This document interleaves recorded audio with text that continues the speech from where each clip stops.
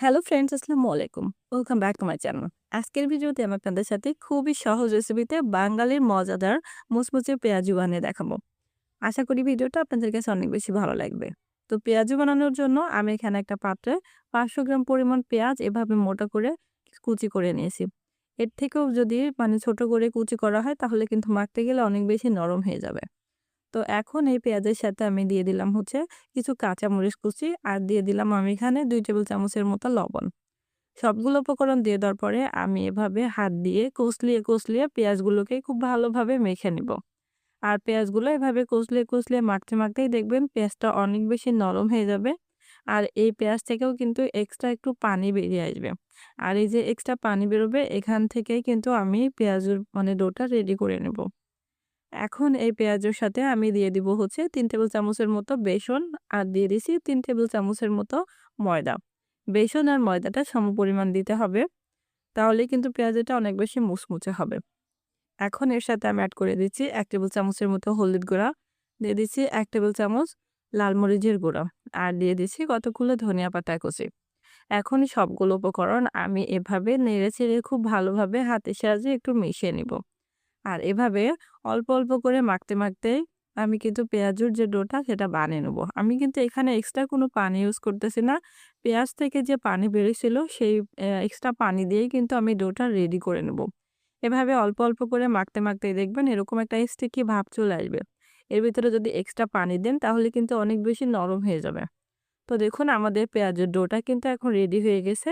এখন এই পেঁয়াজগুলোকে ভাজার জন্য আমি এখানে একটা প্যানে পরিমাণ মতো তেল নিয়ে খুব ভালোভাবে গরম করে নিয়েছি।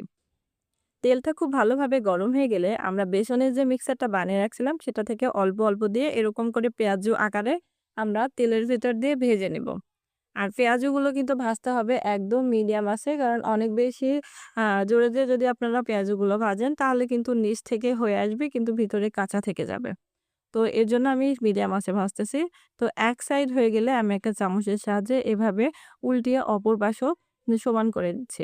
আর এই পেঁয়াজগুলো কিন্তু আমি ২ ভাজে ভাজবো। অর্থাৎ ১ম বার আমি এরকম হালকা একটু হলদেটে ভাব থাকা অবস্থায় অর্থাৎ একটু কাঁচা অবস্থায় থাকায় এটা উঠিয়ে নিব। এটা উঠিয়ে নিয়ে পরবর্তীতে আমি আবারও আরেকবার ভেজে নিব।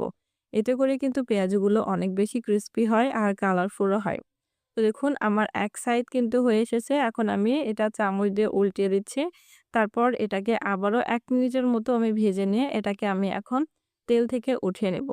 আর যখন একবার এরকম ভেজে উঠিয়ে নিচ্ছি তার পরবর্তীতে আমি আবারও তেলটা ভালোভাবে গরম করে এভাবে কিন্তু পুনরায় ভেজে নিচ্ছি। তাহলে কিন্তু এটা গোল্ডেন ব্রাউন কালার আসবে আর অনেক বেশি মুচমুচে হবে। তো দেখুন আমি পেঁয়াজগুলো কিন্তু ২ বার করে ভেজে নিয়েছি। আর এতে করে কিন্তু পেঁয়াজগুলো অনেক বেশি ক্রিসপি হয়েছে আর দেখতেও কিন্তু দোকানের মতো একদম কালারফুল হয়েছে। আমি কিন্তু এখানে কোনো প্রকার কালার ইউজ করি নাই। জাস্ট ২ বার করে ভাজছি। এটাই কিন্তু সুন্দর একটা পারফেক্ট কালার আসছে। তো আমার রেসিপিটা ফলো করে আপনারা একবার হলেও বাসায় এভাবে পেঁয়াজু বানিয়ে খেয়ে দেখবেন। তো এই ছিল আমার আজকের ভিডিও। আশা করি আমার ভিডিওটা আপনাদের কাছে ভালো লেগেছে। আর আমার ভিডিওটা ভালো লাগলে অবশ্যই লাইক, কমেন্ট করবেন। আর আপনার ফ্রেন্ডস এন্ড ফ্যামিলি মেম্বারদের সাথে শেয়ার করে দিবেন। আর এরকম নতুন আরো ভিডিও পেতে আমার চ্যানেলটা সাবস্ক্রাইব করে সাথেই থাকবেন। আজ এই পর্যন্ত। সবাই ভালো থাকবেন, সুস্থ থাকবেন। আল্লাহ হাফেজ।